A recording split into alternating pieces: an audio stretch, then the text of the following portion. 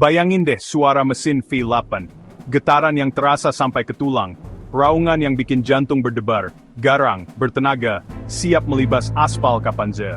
Kenceng, hidup banget. Setiap putaran mesin adalah simfoni mekanis yang memabukkan. Setiap nyetir itu petualangan, sebuah perjalanan yang melibatkan seluruh indera. Kayak konser musik tenaga dan suara. Sebuah orkestra yang dipimpin oleh pedal gas. Terus, mobil listrik datang. Dengan janji efisiensi dan keberlanjutan. Sunyi, nyaris tanpa suara. Halus seperti meluncur di atas awan. Kayak hantu, nggak ada drama, langsung ngacir. Akselerasi instan tanpa ampun. Ada yang bilang nggak ada jiwanya, terlalu steril dan hambar. Kayak nuker konser rock sama kartu perpus. Pertukaran yang berat sebelah bagi sebagian orang. Tapi apa benar ini akhir dari asiknya nyetir, dari sensasi yang tak tergantikan? Atau cuma babak baru? Sebuah evolusi yang tak terhindarkan.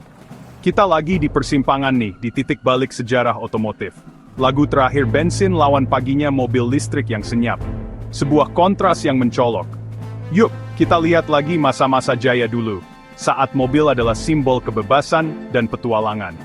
Terus intip masa depan dengan teknologi yang semakin canggih dan ramah lingkungan. Bakal jadi akhir kesenangan nyetir. Sebuah era yang akan segera berakhir. Atau awal dari sesuatu yang lebih seru lagi. Sebuah petualangan baru yang menanti di depan sana. Mesin bensin itu mengubah segalanya. Kebebasan, petualangan, dan jadi musik pengiring abad ke-20. Mesin bensin ngasih tenaga buat mimpi kita, kehidupan sehari-hari, dan seluruh industri. Ajaibnya gimana? Bensin sama udara meledak, piston gerak, terus kita jalan deh. Ribuan ledakan kecil tiap menit. Tapi semua tenaga itu ada harganya. Polusi, berisik, dan haus minyak. Dunia suka banget sensasinya, tapi kotornya nggak bisa dibantah. Zaman kemasan bensin emang keren banget, tapi ya mau nggak mau agak kotor juga. Kenapa sih mobil listrik jadi rame banget belakangan ini? Apa yang bikin semua orang jadi penasaran dan pengen punya mobil listrik? Kota-kota penuh asap, polusi udara semakin menjadi-jadi. Kita semua merasakan dampaknya. Ilmuwan udah kasih peringatan dari dulu. Perubahan iklim itu nyata dan kita harus bertindak sekarang. Dan para insinyur cari cara yang lebih bersih untuk transportasi kita. Mereka berinovasi untuk menciptakan solusi yang berkelanjutan. Mobil listrik itu simple, dengan komponen yang lebih sedikit daripada mobil konvensional.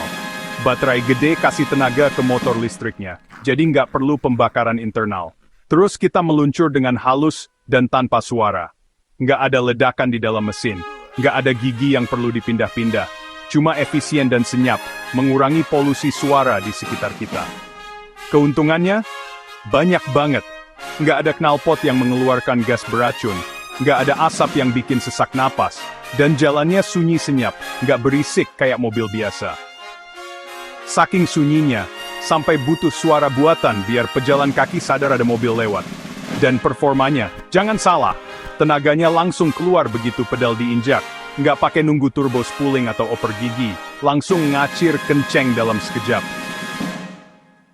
Mobil listrik yang biasa aja juga rasanya cepet dan responsif kok. Beda jauh sama mobil bensin biasa. Mobil listrik itu nggak cuma bersih buat lingkungan, tapi beneran asik buat dikendarai, bikin nagih. Ada yang bilang mobil listrik cuma tren sesaat, tapi penjualannya naik pesat di seluruh dunia. Negara-negara mulai ninggalin mobil bensin. Dan Indonesia juga ikutan loh. Tempat ngecas mulai banyak bermunculan, dan insentif bikin mobil listrik makin menarik. Nggak perlu lagi mampir pom bensin mahal-mahal, ngecas di rumah lebih murah. Perawatannya? Gampang banget. Nggak perlu ganti oli, onderdil yang rusak juga lebih sedikit. Nyetir di kota jadi tenang, nggak ada suara mesin, cuma jalan mulus aja. Ini kepuasan model baru pintar, efisien, dan kaya dari masa depan gitu. Nggak semuanya sempurna sih. Memang, ada beberapa hal yang masih menjadi pertimbangan. Mobil listrik masih mahal. Harganya bisa jadi penghalang buat sebagian orang yang ingin beralih. Dan tempat ngecasnya masih perlu dibenahin. Ketersediaan infrastruktur pengisian daya yang memadai masih jadi tantangan di banyak daerah. Yang tinggal di apartemen, terutama yang tidak memiliki fasilitas pengisian daya pribadi. Yes, sama yang suka nyetir jauh, dengan perjalanan lintas kota atau bahkan lintas provinsi, punya tantangan sendiri. Perencanaan perjalanan yang matang jadi kunci utama. Soal baterai masih ada pertanyaan, terutama terkait jarak tempuhnya, awetnya, dan bagaimana performanya setelah bertahun-tahun digunakan. Daur ulangnya. Bagaimana kita memastikan baterai bekas tidak mencemari lingkungan? Tapi teknologi makin canggih, inovasi terus bermunculan untuk mengatasi berbagai kendala yang ada. Baterai jadi makin murah, skala produksi yang meningkat, membuat harga baterai semakin terjangkau, makin bagus. Kualitas dan performa baterai terus ditingkatkan, dan makin tahan lama. Daya tahan baterai yang lebih baik, memberikan rasa aman dan nyaman bagi pengemudi. Revolusi listrik lagi terjadi nih. Kita menyaksikan perubahan besar dalam industri otomotif. Karena kita butuh udara bersih. Polusi udara menjadi masalah serius di banyak kota besar, dan lingkungan yang terjaga.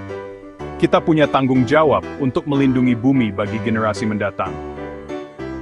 Jalannya mungkin gak mulus, ada tantangan dan hambatan yang perlu diatasi. Tapi tujuannya udah jelas.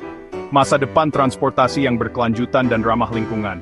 Pilih mobil listrik, berarti kita investasi buat masa depan yang lebih bersih. Lebih tenang, dan ended spirit. Masa depan at EED 30s.